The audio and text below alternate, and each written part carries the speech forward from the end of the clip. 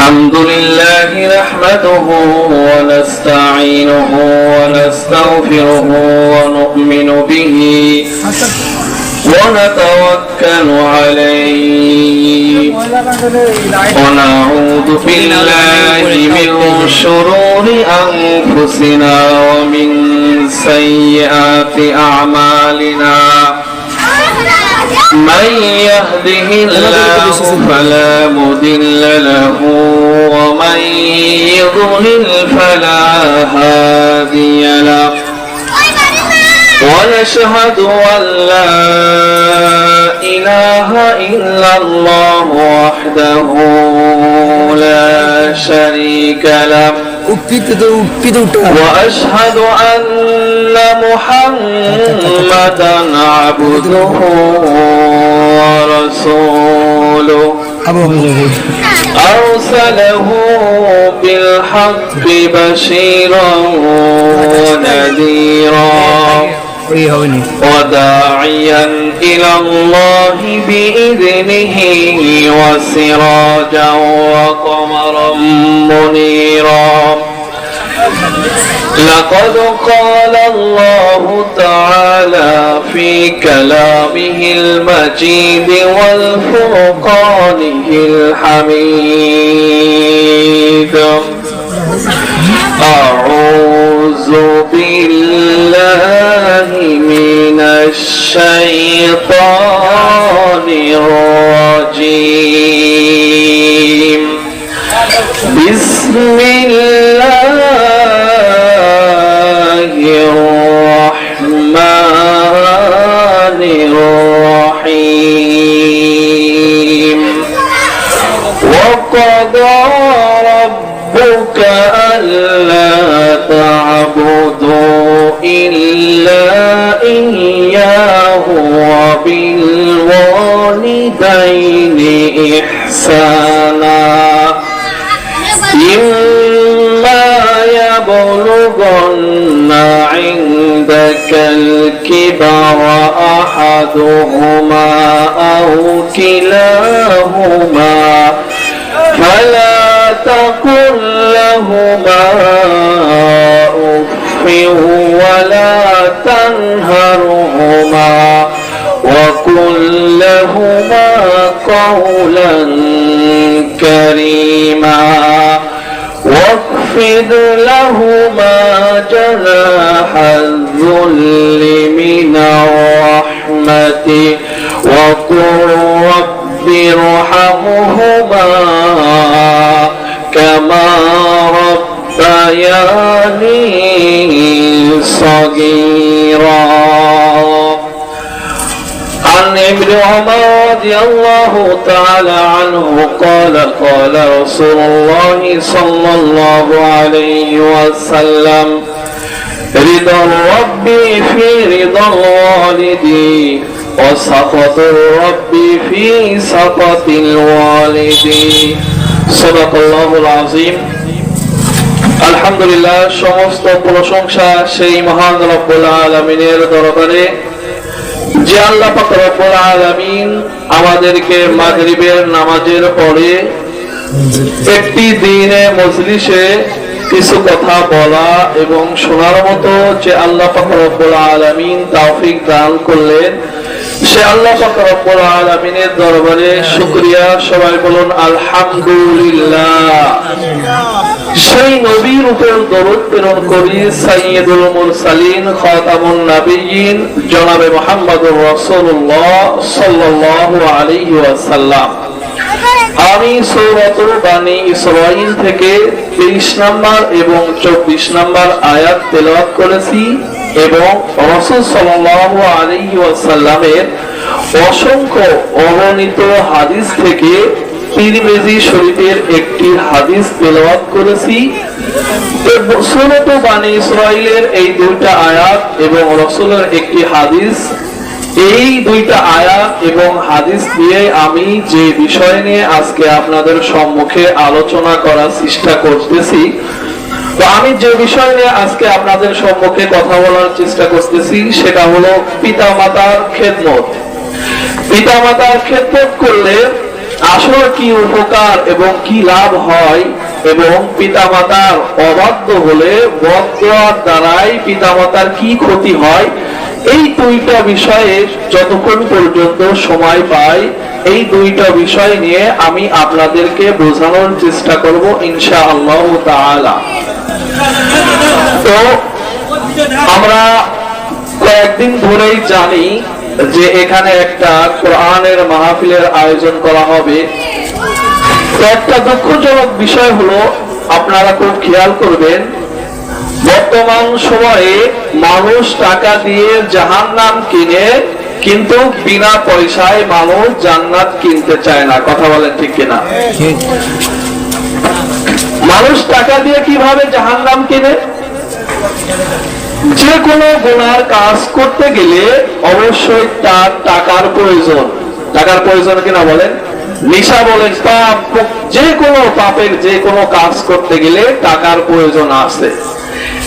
আর আল্লাহ পাক রব্বুল আলামিন বলেন, বান্দা, আল্লাহ পাক রব্বুল আলামিন সূরাতুত তাহরিমের ৮ নম্বর আয়াতের মধ্যে আল্লাহ পাক রব্বুল আলামিন বলেন, ইয়া আইয়ুহাল্লাযীনা আমানু তুবু ইলাল্লাহি তাওবাতান নাসুহা। আল্লাহ পাক রব্বুল আলামিন সমগ্র ইমানদার গণদেরকে দেখে বললেন, ও দুনিয়ার মানুষেরা শুনে নাও, ইয়া আইয়ুহাল্লাযীনা আমানু তুবু ইলাল্লাহি তাওবাতান নাসুহা। তোমরা গুনাহ করতে করতে ক্লান্ত হয়ে যাও, এরপরও আমি আল্লাহ পাক রব্বুল আলামিনের কাছে খাস করে যদি তাওবা করো, আমি আল্লাহ পাক রব্বুল আলামিন অবশ্যই অবশ্যই তার তাওবাটা কবুল করব। সুবহানাল্লাহ বলেন। এজন্য আল্লাহ পাক রব্বুল আলামিন বলতেছেন, বান্দা, আমি তোমাকে জান্নাতে দেওয়ার জন্য আমি তৈয়ার হয়েছি, কিন্তু বান্দা তুমি টাকা দিয়ে জাহান্নাম ক্রয় করতেছো, পাপ সমূহ কাজ করে তুমি তোমার পথকে, তোমার সামনের দিনগুলো জাহান্নামের দিকে ধাবিত করতেছো। কিন্তু বান্দা, পক্ষান্তরে তুমি বান্দা যদি জান্নাতে যেতে চাও, আমি আল্লাহ পাক রব্বুল আলামিনের 5 ওয়াক্ত নামাজ আদায় করে হুকুম আহকাম গুলো মেনে যদি তুমি চলো, বান্দা, তোমার মরতে দেরি হবে, কিন্তু তোমাকে আমি জান্নাতে দিতে দেরি করব না। সুবহানাল্লাহ জোরে বলেন।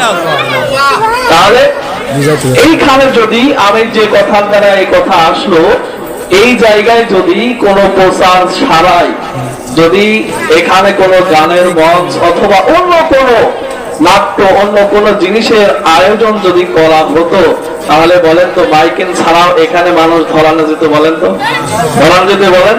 মাইকেন যদি নাও করতেন, তারপরেও দেখতেন যে এইখানে মানুষ আটানো যাচ্ছে না।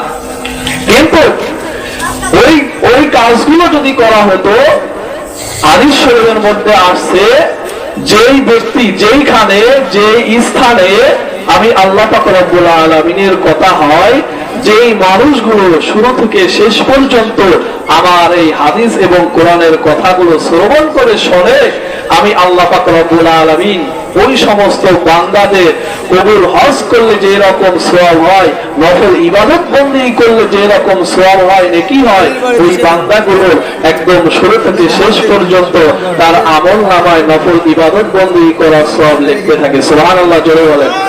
আর পক্ষান্তরে কোনো ব্যক্তি যদি কোনো গুনাহের স্থানে যায়, তাহলে ওই ব্যক্তির সওয়াব হবে না গুনাহ হবে? বলেন তো গুনাহ হবে।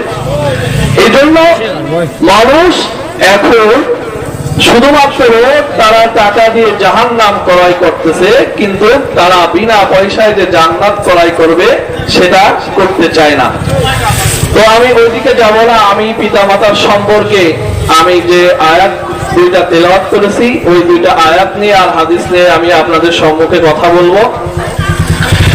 আল্লাহ পাক রব্বুল আলামিন সূরা বানী ইসরাঈলের 23 নম্বর আয়াতের মধ্যে আল্লাহ পাক রব্বুল আলামিন বলেন, ওয়া ক্বাদা রাব্বুকা আল্লা তা'বুদু إلا إياه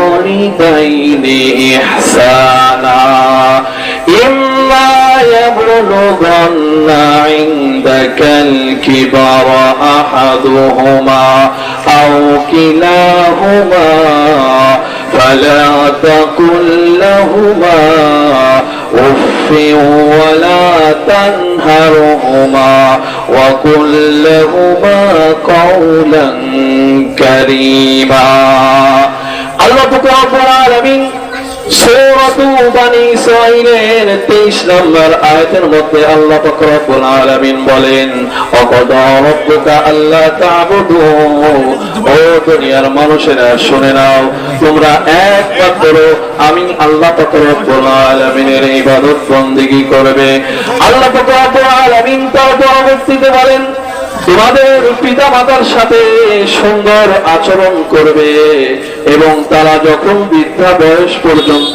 চলে যাবে তাদের সাথে কখনোই তোমরা খারাপ ব্যবহার করবে না এমনকি কোনো কাজে বিরক্ত বোধ করবে না ও শব্দ করবে না আল্লাহ পাক রব্বুল আলামিন তার পরবর্তীতে বলেন ওয়াকুল লাহুমা কাওলান কারীমা এবং তোমরা তাদের সাথে সুন্দর আচরণ করবে তাহলে আল্লাহ পাক রব্বুল আলামিন পিতামাতার সাথে সুন্দর আচরণ করতে বললেন এবং আল্লাহ পাক রব্বুল আলামিন বলতেছে তারা যখন বৃদ্ধা বয়সে চলে যায় বয়স একদম শেষ পর্যায়ে চলে যায় তখন তোমরা তাদের সাথে কোনো খারাপ আচরণ করবে না আল্লাহ পাক রব্বুল আলামিন বলেন বান্দা আমি তোমাকে এত সুন্দর করে সৃষ্টি করলাম তোমার মায়ের গর্ভে তোমাকে নিয়ে আসলাম এক ফোঁটা নাপাক পানি দিয়ে তোমাকে তৈরি করলাম সৃষ্টি করলাম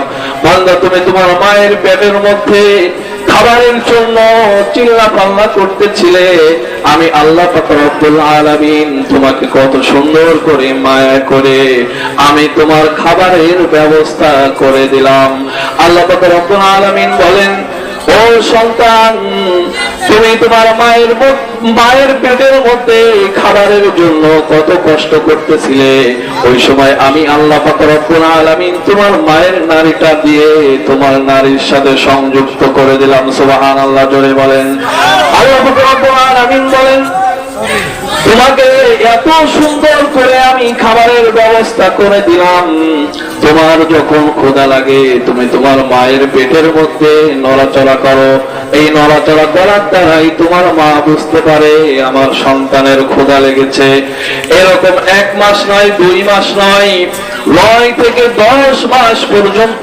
বান্দা আমি তোমার মায়ের নারীর দ্বারাই তোমাকে খাবারের আয়োজন করলাম ব্যবস্থা করে দিলাম ওই মা তোমাকে এত কষ্ট করে তোমাকে যখন দুনিয়ার মধ্যে আনলো একটা মায়ের কথা শুনলে বোঝা যায় একটা সন্তান যখন দুনিয়ার মধ্যে আসে দুনিয়ার মধ্যে আসার পরে ওই মা তার সন্তানের মুখটা দেখে ওই 9-10 মাসের সমস্ত কষ্ট ভুলে যায় কথা বলেন ঠিক কিনা আল্লাহ পাক রব্বুল আলামিন বলেন আমি তোমার মায়ের এত সুন্দর করে তোমার মা এত কষ্ট করে তোমাকে দুনিয়ার মধ্যে আনলো আর ওই মায়ের সাথে তোমরা এত খারাপ আচরণ করো আল্লাহ পাক রব্বুল আলামিন সেই কথাই কোরআনুল কারীমের মধ্যে বলতেছে ও সন্তান তুমি যখন দুনিয়ার মধ্যে আসো তোমার মা তোমাকে এই যে শীতের মৌসুম চলতেছে দুনিয়ার মধ্যে কোটি কোটি মা রাতে ঘুমাইতে পারে না তার সন্তানের জন্য সন্তান এক পাশে প্রসাব করে দিলে মা ওই পাশটা বদলায় আর একটা পাশে নিয়ে আসে কিন্তু হাদিস শরীফের মধ্যে বলা হয়েছে মায়ের খেদমতের কথা 3 বার বলা হয়েছে মায়ের সম্মান আগে মায়ের সম্মান কি বলেন মায়ের সম্মান আগে হাদিস শরীফের মধ্যে আছে এক ব্যক্তি রাসূল সাল্লাল্লাহু আলাইহি ওয়াসাল্লামের কাছে জিজ্ঞেস করলেন ও রাসূল দুনিয়ার মধ্যে সব থেকে খেদমত পাওয়ার প্রথম উপযুক্ত কে আল্লাহ রাসূল বললেন তোমার মা ওই ব্যক্তি আবার বললেন তারপরে কে রাসূল বললেন তোমার মা ওই ব্যক্তি 3 নাম্বার বার আর আবার জিজ্ঞেস করলেন, কে তোমার খেদমত পাওয়ার যোগ্য? আমার ওই রাসূল বললেন, তোমার মা। একবার নয়, দুইবার নয়, তিনবার আল্লাহ পাকের রাসূল সাল্লাল্লাহু আলাইহি ওয়াসাল্লাম বললেন, তোমার মা। আর 4 নাম্বার বার যখন ওই ব্যক্তি জিজ্ঞেস করলেন, তার পরবর্তী থেকে 4 নাম্বার বলে যে বললেন, তোমার পিতা। সুবহানাল্লাহ, জোরে বলেন। আল্লাহ পাক রব্বুল আলামিন বলেন, এই মা দুনিয়ার সব কিছু যদি সন্তানের ছেড়ে চলে যায়, কিন্তু মা কখনো তার সন্তানকে ছেড়ে চলে যায় না। কথা বলেন ঠিক কিনা? আমি যে কথা বলতেছিলাম, এই যে শীতের মৌসুম চলতেছে, ওই মা তোমাকে কত কষ্ট করে, তুমি কি আরামে ঘুমাইতেছ, যখন ঘুমের মধ্যে প্রসাব করে দিছ, মা একবার নয়, দুইবার নয়, কতবার তুমি জেগে জেগে তোমাকে দেখেছে আমার সন্তান ঠিক আছে কিনা, প্রসাব পায়খানা করেছে কিনা। ওই সন্তানকে এই রকম ভাবে কত কষ্ট করে দুনিয়ার মধ্যে আনলো, আনার পরে তাকে এত বড় করলো, বড় করার পরে ওই সন্তান যখন মায়ের সাথে খারাপ ব্যবহার করে, তাহলে বলেন তার মায়ের কতটা কষ্ট লাগে। আল্লাহ পাক রব্বুল আলামিন বলেছেন, এই জন্য তোমার মায়ের সাথে কখনোই কোনো খারাপ আচরণ করা যাবে না। আল্লাহ পাক রব্বুল আলামিন বলতেছেন, অকুল্লাহুমা কওলান কারীমা, তোমরা তোমার পিতামাতার সাথে সুন্দরভাবে আচরণ করবে। আল্লাহ পাক রব্বুল আলামিন তার পরবর্তী আয়াতের মধ্যে বললেন, ওয়াকফিদ লাহুমা জানাহাল যুল্লি মিনার রাহমাতি ওয়া কুর রাব্বিরহামহুমা কামা রাব্বায়ানি সাগীরা। আল্লাহ পাক রব্বুল আলামিন সূরা বনী ইসরাঈলের 24 নম্বর আয়াতের মধ্যে আল্লাহ পাক রব্বুল আলামিন বলেন, ও বান্দা, তুমি তোমার পিতামাতার সম্মুখে শিক্ষকের সামনে যেমন দাঁড়াইলে মাথাটা নিচে করে দাঁড়াও, কথা বললে যখন তুমি নিচু স্বরে কথা বলো, ওই রকম ভাবে তোমার পিতামাতার সম্মুখে দাঁড়িয়ে সুন্দর আচরণ করে কথা বলবে। আর তুমি তোমার মায়ের পিতামাতার জন্য, পিতামাতা যখন দুনিয়া থেকে বিদায় নিয়ে চলে যাবে, তখন তুমি তোমার পিতামাতার জন্য এই আয়াত পড়ে আমি আল্লাহ পাক রব্বুল আলামিনের কাছে দোয়া করবে। সবাই বলেন, রব্বিরহামহুমা কামা রাব্বায়ানি সাগীরা। আল্লাহ পাক রব্বুল আলামিন আমার পিতামাতা শৈশবকালে আমার যে রকম ভাবে আমার সাথে সুন্দর আচরণ করে আমার কত খেয়াল রেখেছে, আজকে তারা দুনিয়ার মধ্যে নাই, ঠিক ওই রকম ভাবে আল্লাহ পাক রব্বুল আলামিন আপনি আমার পিতামাতার সম্মুখে সুন্দর আচরণ করবে। তাহলে পিতামাতার সাথে সুন্দর আচরণ করতে বলতেছে, তাদের সাথে তারা শব্দটাও করবে না। এক ছোটকালে দেখবেন একটা সন্তান তার মায়ের কাছে একবার নয়, দুইবার নয়, মায়ের কাছে সামনে যে বলে, মা এইটা কি? মা বলে এটা কাপ। আবার বলে, মা এটা কি? বলে আমার কাপ। এরকম একবার নয়, দুইবার নয়, কতবার যে বলে, মা বাবাকে বলে, বাবা এটা কাপ। তারপরেও মা কি বিরক্ত হয়? বলেন, বিরক্ত হয় না। কিন্তু ওই সন্তানই যখন বড় হয় আর ওই মা যখন বৃদ্ধা বয়সে চলে যায়, মা যখন একবার থেকে দুইবার জিজ্ঞেস করলেই ওই সন্তানের মাথা গরম হয়ে যায়। যায় কিনা বলেন? যায়। কিন্তু খেয়াল করতে হবে যে তারা আজকে বড়, আমরা আজকে বড় হয়েছি, তারা বৃদ্ধ হয়ে গেছে, কিন্তু আমরাও কিন্তু এক সময় মাতা পিতা হব। হলো কিনা বলেন? মাতা পিতা হব। একটা শিক্ষামূলক ঘটনা বললে আপনারা বুঝতে পারবেন। একটা সন্তান তার বাবাকে দেখতেছে, ওই সন্তান অর্থাৎ ওই সন্তান তার বাবাকে দেখতেছে, তার পিতা মাতাকে বৃদ্ধাশ্রমে রেখে আসতেছে। ওই ছোট্ট সন্তান তার বাবাকে জিজ্ঞেস করতেছে, বাবা দাদু দাদিকে কোথায় রেখে আসতেছো? বলতেছে, তোমার দাদু দাদি তো বৃদ্ধা হয়ে গেছে, বয়স হয়ে গেছে, আমাদের এখানে যত্ন হচ্ছে না, এই জন্য একটা স্থানে রেখে আসছি। রেখে আসার পরে ওই ছোট্ট সন্তান ওই জিনিসটা লক্ষ্য করলো, কিন্তু শুধুমাত্র এই কথাটুকুই বললো যে আমার দাদু দাদিকে কোথায় রেখে আসছো। ওই ছোট্ট সন্তান যখন বড় হয়ে গেল, বড় হয়ে যাওয়ার পরে তার পিতামাতা যখন বৃদ্ধা হয়ে গেল, তার ওই ছোট্ট সন্তানও ওই তার পিতামাতাকে বৃদ্ধাশ্রমে রেখে আসতেছে। তখন ওই পিতামাতা জিজ্ঞেস করতেছে, সন্তান, আমি তোমাকে এত সুন্দর করে লালন পালন করলাম, যা কিছু চেয়েছো সব কিছু তোমাকে দিয়েছিলাম, কিন্তু আজকে সন্তান আমার সব কিছু বাড়ি গাড়ি সব কিছু আছে, কিন্তু এরপরেও তুমি কেন আমাকে বৃদ্ধা আশ্রমে রেখে আসতেছ?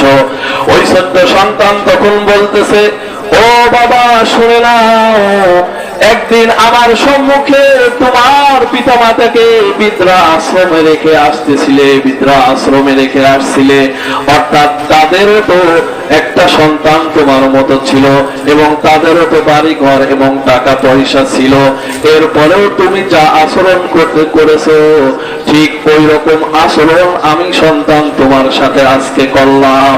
অর্থাৎ যেই চা করে গা ওই চা পাইগা, যে রকম আচরণ করবেন ওই রকম পরবর্তীতে দুনিয়ার মধ্যে আল্লাহ পাক 1% দেখাই দেয়। কি করেন বলেন? দেখাই দেয়। যে যার পিতা মাতার সাথে খারাপ আচরণ করবে আল্লাহ পাক রব্বুল আলামিন মৃত্যুর আগে তাকে কিছুটা হলেও দেখাবে। কি করবেন বলেন? দেখাবে। এটা আল্লাহ পাক রব্বুল আলামিনের ওয়াদা। আল্লাহ পাক রব্বুল আলামিন বলেন, রাসূল সাল্লাল্লাহু আলাইহি ওয়াসাল্লাম হাদিস শরীফের মধ্যে বলেন, عن ابن عمر رضي الله تعالى عنه قال رسول الله صلى الله عليه وسلم رضا الرب في رضا الوالد وسخط الرب في سخط الوالد। ইবনে উমর রাদিয়াল্লাহু তাআলা আনহু বর্ণনা করেন, দুনিয়ার মধ্যে যদি কোন সন্তানের প্রতি যদি পিতামাতা সন্তুষ্ট থাকে আমি আল্লাহ পাক রব্বুল আলামিন তার প্রতি সন্তুষ্ট, আর যদি কোন পিতামাতা কোন সন্তানের প্রতি যদি অসন্তুষ্ট হয়ে যায় আমি আল্লাহ পাক রব্বুল আলামিন তার পক্ষে সন্তুষ্ট নয়। এটা কার কথা বলেন? রাসূলের কথা। কার কথা বলেন? ওই সন্তান যেই সন্তানের প্রতি পিতামাতা সন্তুষ্ট আমি আল্লাহ পাক রব্বুল আলামিন তার প্রতি সন্তুষ্ট, আর যেই সন্তানের প্রতি তার পিতামাতা সন্তুষ্ট নয় আমি আল্লাহ পাক রব্বুল আলামিন তার জন্য সন্তুষ্ট নয়। আমি যখন তাফসীরে জালালাইনের মধ্যে পড়ি, তো তাফসীরে জালালাইনের মধ্যে যখন এই যে সূরা বানী ইসরাঈলের 23 নম্বর আয়াতের মধ্যে যে এই যে পিতামাতার সাথে উফ শব্দ করা যাবে না, আমার হুজুর যখন এই আয়াতের তাফসীর পড়াইছিলেন তো ওই সময় আমি বুঝতে পারছিলাম যে উফ শব্দ করার কারণে তার সন্তানটা ধ্বংস হয়ে যায়, বদদোয়া হয়ে যায়, ওই জিনিসটা আমি কোনোদিন বুঝি নাই। আমার একটা শিক্ষণীয় বিষয় আমি আপনাদের সাথে শেয়ার করতে চাই। কোন ব্যক্তির কথা বলবো না, আমি আমার নিজের কথাই বলবো যে এই উফ শব্দটা করলে যে আসলেই সন্তানের অমঙ্গল হয়, কোনো সমস্যা হয়, এইটা আমি আমার নিজের থেকেই একটা শিক্ষণীয় বিষয় আমি আপনাদেরকে শেয়ার করব। সেটা হলো আমি যখন ক্লাস 3-তে পড়ি, 3 শেষ করার পরে আমি মাদ্রাসাতে ভর্তি হই। মাদ্রাসাতে ভর্তি হওয়ার পরে 3 শেষ হওয়া মানে তো আমি তখন অনেক ছোট কিনা বলেন? আজ থেকে প্রায় 2009 সালের গল্প, 8-9 গল্প, প্রায় আজ থেকে 16-17 বছর আগের গল্প। তো আমি তখন মাদ্রাসায় ভর্তি হওয়ার পরে কায়দা শেষ করে নাজেরা পড়ি। তো আমি ছুটিতে বাড়িতে আসছি, আসার পরে মাগরিবের আজান দিল, আজান দেওয়ার পরে আমি জামাটা নিয়ে মসজিদে গেলাম। যাওয়ার পরে নামাজ শেষ করে আমি যেই রুমের মধ্যে ঢুকবো আর আমি যেইখানে জামাটা রাখি ওইখানে আমার মা নামাজ পড়ে। কি করে বলেন? আমার মা ওই জায়গায় নামাজ পড়ে। তো আমি নামাজ শেষ করে রুমের মধ্যে যেই ঢুকবো আর তখনই কারেন্ট চলে যায়, আর আমি অন্ধকারে দেখতে না পারাই আমি যখনই পাটা সামনের দিকে দিছি আর আমার মা সিজদায় যাওয়া অবস্থায় সিজদায় যাচ্ছিলেন, আমার পাটা আমার মায়ের কপালে লাগলো আমার অজান্তে। আমার কি অজান্তে বলেন? আমি কিন্তু ইচ্ছা করে, আমি কিন্তু জানিও না আমার মা ওখানে আছে। আমি হয়তো জানি মা আগেই নামাজ পড়ে শেষ করেছে, ওইখানে আমি জামাটা রাখতে যে আমি যেই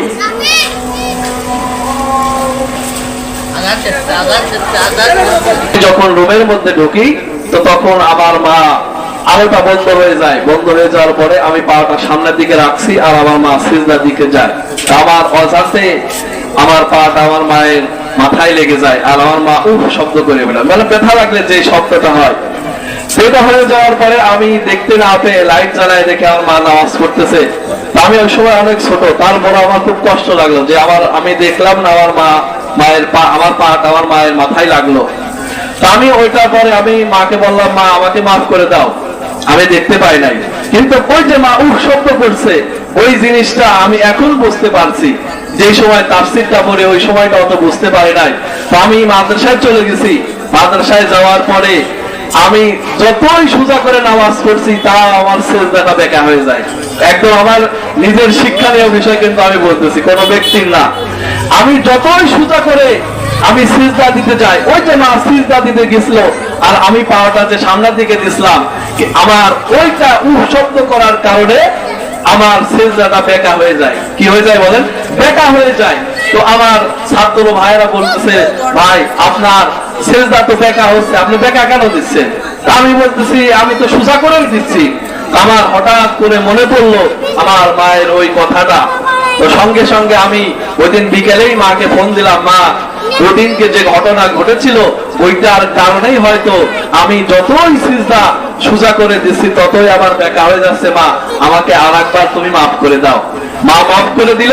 ওই তারপরের থেকে আমি মাগরিবের যখন নামাজ পড়লাম তখন আমার ছাত্র ভাইরা বলতেছে সঠিক, এবার ঠিক আছে, সুবহানাল্লাহ জোরে বলেন। তাহলে ওই যে শব্দ করার কারণে সন্তানের ধ্বংস হয়ে যায়, আর মাতা পিতার দোয়ার কারণে সন্তান সফলতা অর্জন করে। তো ছোট্ট একটা সাহাবীর ঘটনা বলে আমি আমার আলোচনা শেষ করব। হযরত আলকমা নামে একজন রাসূলের সুন্দর একজন জবরদস্তি সাহাবী ছিলেন, হযরত আলকমা। কি নাম বলেন? আলকমা। তিনি দান সদকা নামাজ কালাম সব কিছু করেছেন। সব কিছু করার পরে তিনি একদম মৃত্যুর শয্যায় সজ্জিত। তো তখন তিনি কালেমা পড়বে, কালেমা পড়তে পারছেন না। তো কালেমা না পড়ার কারণে ওই সমস্ত সাহাবারা, আলকমার বন্ধুরা, সাহাবীরা আরো যতজন ছিল, ওই সমস্ত সাহাবীরা রাসূলের কাছে এসে বললেন, ও রাসূল, আপনার সাহাবী আলকমা তো মৃত্যুর শয্যায় সজ্জিত হয়ে গেছে, কিন্তু তিনি কালেমা পড়তে পারছেন না। আল্লাহ পাকের রাসূল সঙ্গে সঙ্গে হযরত বিলালকে আলকমার কাছে পাঠাইলেন আরো কিছু সাহাবী সহ, যে তোমরা যাও আলকমাকে কালেমা পড়ার চেষ্টা করো।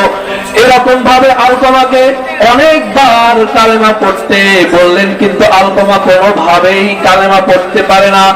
এরকম ভাবে তারা ফিরে এসে আল্লাহ পাকের রাসূলের কাছে বললেন, ও রাসূল, আমরাও ফেল হয়ে গেলাম পড়তে, আমরা পড়াইতে পারলাম না, আপনি দোয়া করেন যেন আপনার সাহাবী আলকমা কালেমা পড়ে মৃত্যুবরণ করতে পারে। রাসূল তখন আল্লাহ পাক রব্বুল আলামিনের কাছে দোয়া করলেন, ও আল্লাহ, আপনার এক বান্দা আমার সাহাবী মৃত্যু শয্যায় সজ্জিত হয়ে গেছে, কিন্তু সে কালেমা পড়তে পারছে না। সঙ্গে সঙ্গে জিবরাইলের মাধ্যমে রাসূল সাল্লাল্লাহু আলাইহি ওয়াসাল্লামকে জানিয়ে দিলেন যে, ও নবী শোনো, আলকমার মাতা এখনো জীবিত রয়েছে, তার মায়ের কাছে যে শোনো কেন আলকমা কালেমা পড়তে পারছে না। সঙ্গে সঙ্গে রাসূল তার মায়ের কাছে চলে গেলেন। যাওয়ার পরে আলকমা মায়ের কাছে বলতেছেন, ও মা শোনো, তোমার সন্তানের এই দুর্দশা, আমরা এত জোর বলে চেষ্টা করতেছি, তারপরেও কেন কালেমা পড়তে পারছে না, ঘটনাটা খুলে বলো। মা তখন বলতেছে, আমার আলকমা তো নামাজ রোজা সব কিছুই করেছে, তার তো কোনো সমস্যা নাই, কিন্তু একটা সমস্যা, একটা কাজে আমি অসন্তুষ্ট হয়েছি। আমি কিন্তু একটা হাদিস বলেছিলাম যে কোন পিতা যদি তার সন্তানের প্রতি সন্তুষ্ট থাকে, স্বয়ং আল্লাহ পাক রব্বুল আলামিন সন্তুষ্ট থাকেন। আর যেই সন্তানের প্রতি মাতা পিতা অসন্তুষ্ট থাকে, আল্লাহ পাক রব্বুল আলামিনও তার প্রতি অসন্তুষ্ট থাকে। আলকমার মা তখন বলতেছে, আলকমা আমার সাথে একটি কাজ করেছে, সে তার বউয়ের কথা শুনে আমার কাছে না কিছু শুনে আমাকে আঘাত করতো, আমাকে মারধর করতো, এই জন্য আমি এই বিষয়ে তাকে কখনোই মাফ করতে পারবো না। রাসূল তখন বললেন, আমার বুঝা হয়ে গেছে যে এই অন্যায় করার কারণে তার মুখ দিয়ে কালেমা বের হচ্ছে না।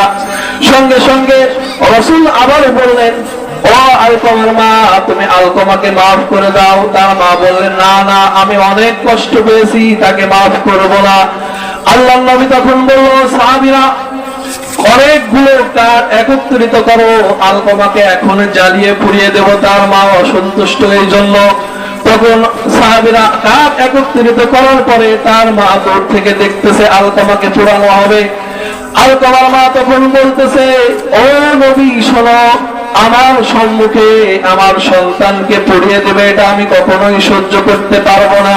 আমি আলকমার মা আলকমাকে মাফ করে দিলাম।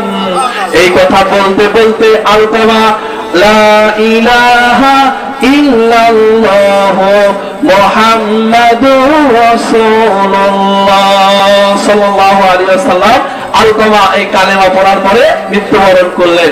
তাহলে আমি যে কথা বললাম, এই হাদিস দ্বারা বলতে চাচ্ছি, মায়ের কষ্ট দ্বারাও সন্তানের অসংখ্য অগণিত সমস্যা হয়। এই জন্য যেই মা আপনাকে দুনিয়াতে নিয়ে আসছেন, যেই মা সুখে দুঃখে পৃথিবীর মধ্যে নিঃস্বার্থ যদি কোনো ব্যক্তি ভালোবেসে থাকে, সে হলো মা। কথা বলেন, আপনি পিতাকে দেখবেন, বাবাকে দেখবেন, আপনার কাছে সন্তানের কাছে টাকা পয়সা চাইলে যদি না দেয়, দেখবেন পিতার মনটা খারাপ হয়ে যায়। দেখবেন অনেক সময় কথাই বলে না, বলে কিনা বলেন। কিন্তু মা, ওই মা সে কিছুই চায় না, শালি শুধু দোয়া করে আমার সন্তানরা যেন সুস্থ থাকে, ভালো থাকে। কথা বলেন ঠিক কিনা? এই নিঃস্বার্থে ভালোবাসার একজন মানুষকে কখনোই কষ্ট দিয়ে কোনোদিন জান্নাতে যাওয়া যাবে? বলেন, জান্নাতে যাওয়া যাবে না। তো সময় সংক্ষেপের জন্য আরো অনেক কথা আমি বলতে চেয়েছিলাম, কিন্তু বলতে পারলাম না। আল্লাহ পাক রব্বুল আলামিন যেন আমাদের সবাইকে পিতা মাতার সাথে সুন্দর আচরণ করার তৌফিক দান করুক। সবাই বলুন আল্লাহুম্মা আমিন। ওয়া আখিরু দাওয়ানা আলহামদুলিল্লাহি রাব্বিল আলামিন। আসসালামু আলাইকুম ওয়া রাহমাতুল্লাহি ওয়া বারাকাতুহু।